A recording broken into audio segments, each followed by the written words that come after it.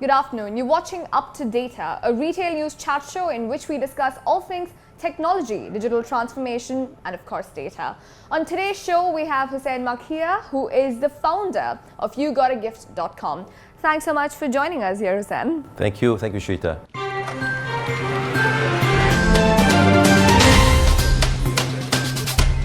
Husain, first things first, EGift.com. Tell me more about it. What is the concept? What is the business model? Yes, of course. You Got a Gift is a marketplace for digital gift cards, Okay. i.e. EGift Cards. Our mission is to connect the top retail brands with the businesses and consumers. Right. Our prepaid cards are entirely digital, so you can actually buy them online and have them delivered instantly by email or SMS. Right. We work with 700 plus top retailers Okay. in the region, across the entire GCC. We reach to about 5 million plus users, and we serve just over 2,000 corporates across the Middle East. Oh, really? Wow. So when did this entire concept come about, and how do you think of a concept like this?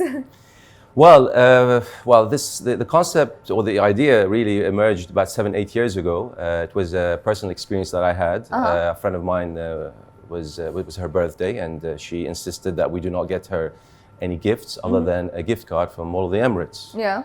So I took the liberty to go online and try and search and be able to buy a gift card online, and no such service existed. Okay. And that kind of made me think of creating something, an online mall for gift cards, where consumers can just literally go on and be able to buy these gift cards, and with total convenience and ease, and that's how the idea emerged. And to my surprise, I also realized that the gift card industry is a massive industry globally, and that really led us to sort of create the first of its kind e-gift card platform in the region. Our business is just over 6 years old. Yeah. It's segmented into three areas. We have, on the one hand, the consumer gifting, which is very much individuals celebrating occasions, birthdays, etc. Yeah. So I can literally go online or through the app and buy you a gift card, personalize it. There's Yeah. a beautiful element of personalization. Okay.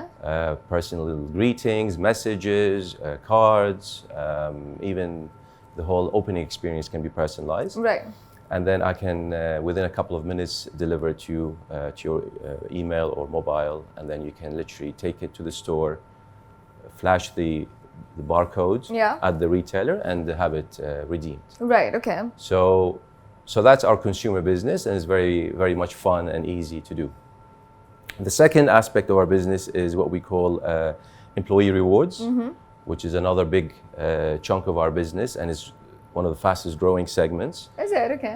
This is companies who have a large workforce across the region, and they want to buy bulk gift cards and distribute it to their employees. Oh, wow. Okay. For performance, achievements, even for safety awards. Right. A lot of the industrial oil and gas companies in the region, they have huge programs for safety, i.e., if you pass a certain time and no accidents on site, then you get rewarded with typically gift cards. Yeah. Because it works wonderfully for such things.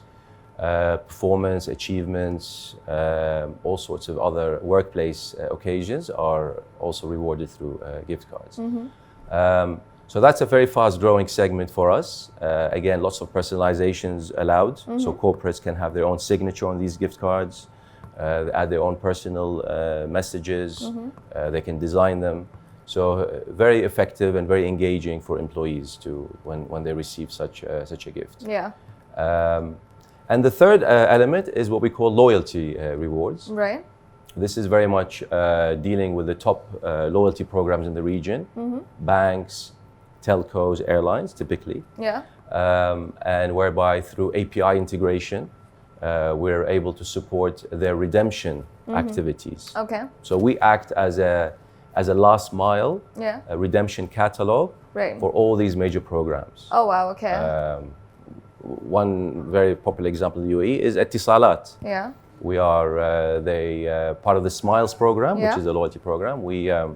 We are the provider of all e-vouchers within that program. Okay. So as a customer, you download the Etisalat app, you earn points through their program, and then you literally, if you wish to visit a center point to buy anything, then on the app, at the cashier, you can redeem your points real time on the app, and then flash the barcode, which gets scanned at the point of sale, and then you're able to complete the transaction. Great, amazing. So there are 3 different elements that you're essentially dealing with, and let's just explore them one by one, right? Sure. So first with gifting that you mentioned. You said that gifting is a huge market, but this is something, again, we've questioned a lot in the past with the likes of a Hallmark going bust recently, a lot of the stores closing down. Is gifting still as huge as it was? And as you're saying right now, it's a growing market. Are there figures to support that? Yes, I mean, so I specifically focus on the gift card market, which Okay. is a huge industry.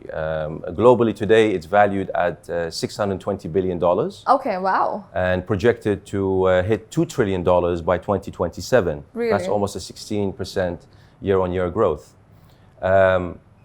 Looking at the Middle East, again, recent research has sized up the market to be valued around $2 billion between at least the UAE and the Saudi, Okay. which are the biggest 2 markets for gift cards. And especially now that companies are beginning to recognize you need to look after employees, retain them, look after them, and engage with them. So we have seen a beautiful demand growing in that segment. Again, it is a gift, but it's a reward because it's a recognition for something that you have Sure. achieved. The other aspect is the loyalty rewards. Loyalty programs are gone completely digital Yeah. over the last, especially the last few years. Yeah. And there's nothing better than plugging in a gift card catalog because it just makes everything easier, smoother, and faster. Right. Instant gratification, massive choice, and no logistics to worry about. Sure. I mean, so loyalty cards, like you said, it's gone through a massive evolution in its whole digital journey, right? Earlier, loyalty programs were all about the loyalty cards where you could redeem points, but today it has advanced a lot. However, still, when you look at a lot of surveys that are conducted, people today have, on average, according to a recent study conducted, I think 18 loyalty programs that they subscribe to, but they don't really know what benefits they have, how to redeem it, what they're really gaining from being a part of that loyalty program. Yes, a big problem. Yeah, how do you get that right then in this case, So I think loyalty programs are becoming more and more important. Many loyalty programs have probably not seen much engagement because they're not well thought through, not well designed, and it's not well communicated. Loyalty program is one of the most robust channels for communicating with your active members. Yeah. So what we've seen in the last, since 2020, really more new programs are emerging. And we've also seen innovation in some of these programs. Yeah. I think, again, the whole pandemic has obviously impacted companies to think more and more digitally. And as a result of that, we've seen more advancement in technologies when it comes to loyalty programs. Smarter, faster implementation, lighter to integrate, and therefore I think we will see more of these coming in. Loyalty programs obviously is important especially for retailers who have suffered during the economic crisis. Yeah. And therefore they do need to engage and retain their customers very fast. And I think the new technologies that are coming out are a lot smarter in terms of engagement. For example, today I think loyalty program managers are focusing on 3 main areas for them to have an effective loyalty program. One is analytics. Yeah. This is a key to value segment your customers, to understand their behaviors, and to be able to understand how to deal with them. Sure. The second aspect is personalization. Yeah. So when you ask me, is the gifting industry still growing? Yes, because there's a huge demand from loyalty programs towards these. Right. So it's like a amalgamation of all of this happening, right? It's just merging into this whole ecosystem. Yes, the value of the EGift card is, it's flexible, it's digital, it's instant. there's no logistics, and it's transparency. Yeah. You also want to be able to track what's happening with these items and gifts. Sure. So that it gives corporate reassurance that I know there's no misuse, Yeah. and it's going to the right customers, going to the right people in the process. Going back to what you just mentioned about, how these loyalty programs are being designed today, and the ones who are doing it right, they look at personalization and stuff like that. Data obviously plays such an important role in all of that, right? The fact that now through loyalty programs, retailers and other companies, they have access to so much data from their customers, especially those who register for the loyalty programs. But what do they do with all of this data? How is it that they can leverage and make the most of it? Sure. So retailers, have huge data banks of data, but many of them have not really had a chance to look at it and make use of it. Yeah. They've been very much focusing on obviously growing their businesses, building their brick and mortar businesses, and expanding into territories and regions. And I've seen that with many retailers where they are trying to figure out how to use this data. So I think the analytics part is going to play a huge in terms of value segmentation. I think retailers are realizing that if I'm going to be a digitally transformative business, I need to look at my e-commerce play. I need to look at profiling my customers properly and be able to share with them. So when it comes to how to use this data, a friend of mine was recently on holiday in the US, and she banks with Bank of America. Okay. So, she was there shopping. She went to a couple of her favorite stores. And then literally the next day, through her Bank of America loyalty program, she immediately received personal offers that were very relevant to her from those stores she just visited. Okay. So you could tell that the whole ecosystem is working Yeah. with the Bank of America, whereby they are tracking your spend through the credit card and immediately packaging, personalizing something that is relevant to you and serving it to you the next day Right. to engage you. So I think that's where program managers have to understand the data and be able then to personalize offers and deals that matter most to your Sure. customers. But the other problem of this is, like you said, you are dealing with about 700 retailers Yes. from across the region. The sheer number is too high, and if everybody is going on this journey, and it's a slow evolutionary journey, isn't it, where people are still trying to figure out how to use data, etc.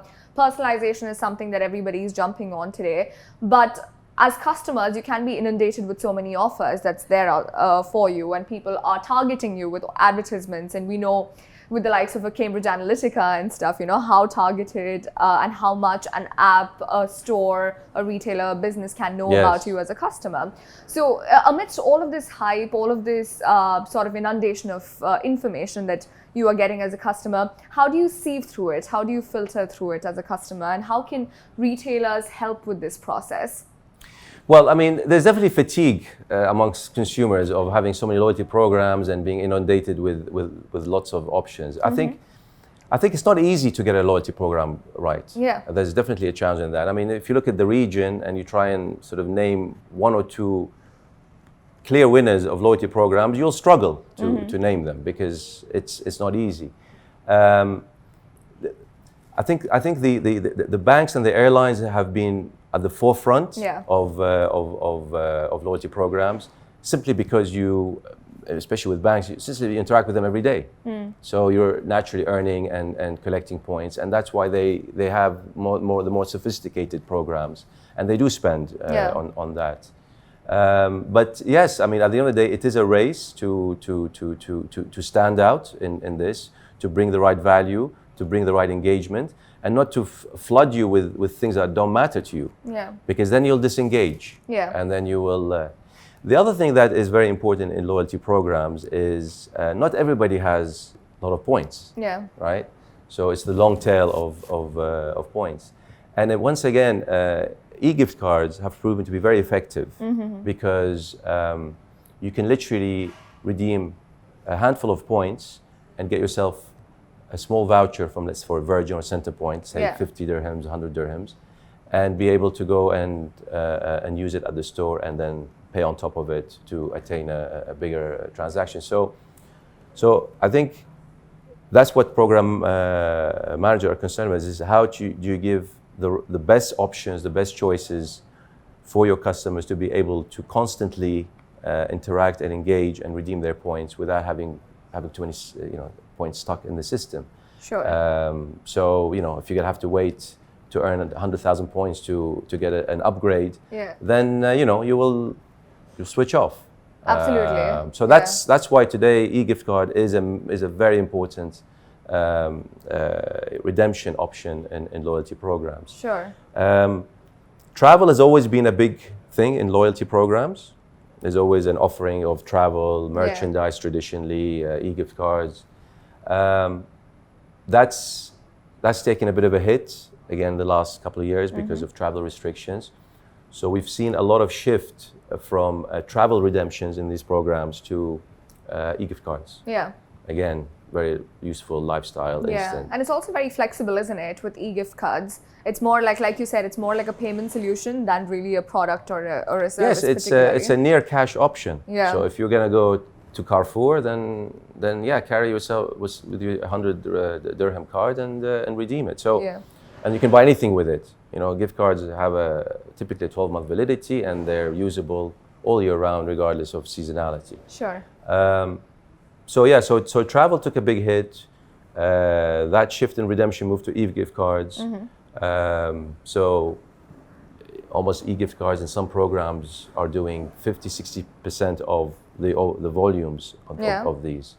And we will see this probably maybe come down a little bit, but still become a big chunk of the redemptions, simply because people have now understand them, they have used them, and they see that it allows them to redeem their points in smaller, in micro redemptions. Right, understood.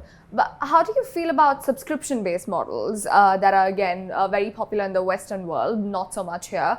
We've seen individual companies, individual retailers trying to jump on that, and also paid membership kind of models, which is more like a guaranteed loyalty, isn't it? What do you feel about it personally?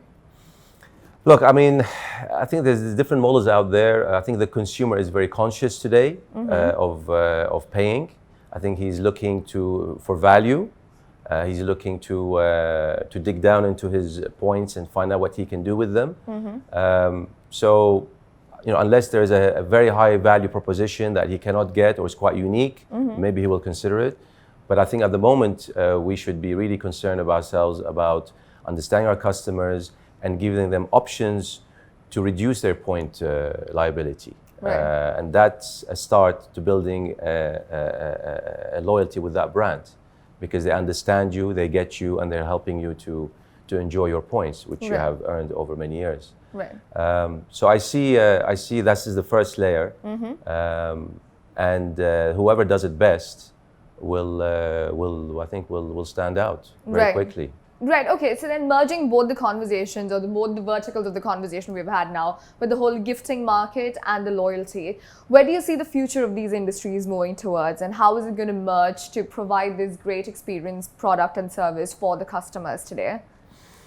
So, I mean, again, gift card is what we love, and I think there's a lot of opportunities lying ahead. I think simply just the rise of digital payment has definitely impacted innovation in new transactional products, such as e-gift cards.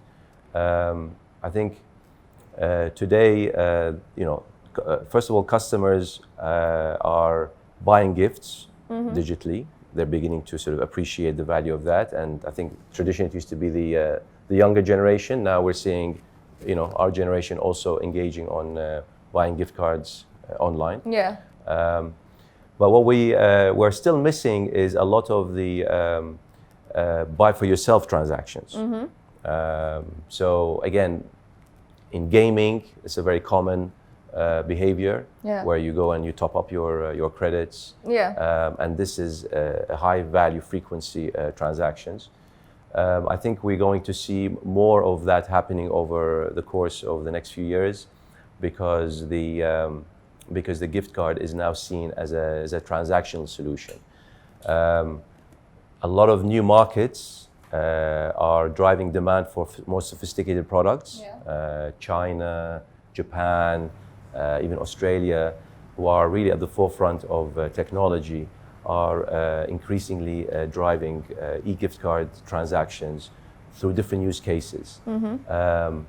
So I think again, the word gift is a bit misleading. Yeah. It's way beyond that. It's a payment instrument that can be used in different ways. Retailers will start offering deals and offers on these gift cards as well. Yeah. So you will have the option now to buy them, put them in your wallet, and then use them. E-wallets is rising as well. Again, gift cards fits very well with that sort of environment. Yeah. So we are seeing new wallets, e-wallets emerging in the region Sure. to participate in. Deeper internet penetration across the world. Again, that's driving even further demand for these sort of products again. Yeah. So, and that's why we talk about a $2 trillion industry over the next by 2027. Yeah. There's a huge demand, and loyalty programs will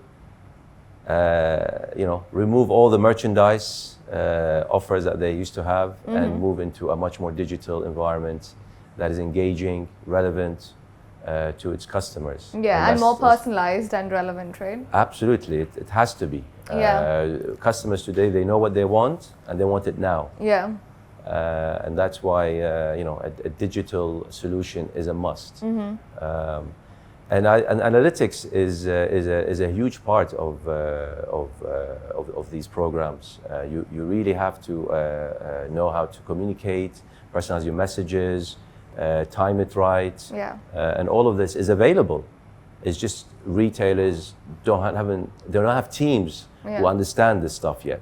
I think the region's been booming. The retail boom, took the region by storm, and in fact, this is why we launched You Got a Gift. It was 8 years ago when there was a boom in retail, and there was a rise in digital as well, or at least a smartphone was really becoming everybody's toy. So I think that's why we launched, and there was a massive retail boom. And I think retailers have really done an amazing job in expanding and bringing new retail experiences, but their digital footprint is being left behind a bit. Right. And I think that's where the investment needs to go into now, to make sure you have a digital footprint, you have a digital experience in order to win the new retail race that is emerging. And they definitely have to figure out very effective loyalty programs, because economically they want to retain what they have, and they have to be able to achieve that by engaging with their customers and valuing them. Sure. Great, Husain. Lovely chatting with you. Thank you. Learned a lot about loyalty program and where we are at as a region in terms of getting it right or not. But it's great to see that you've started and you've been on this journey with You Got a Gift from 6 years, and how that is going and evolving into not just being a gift card solution, like you said, it's actually a whole payment solution that is available for the region. Thanks so much again for joining us. Pleasure. Thank you. And thank you for watching Up to Data once again. We will be back again next week.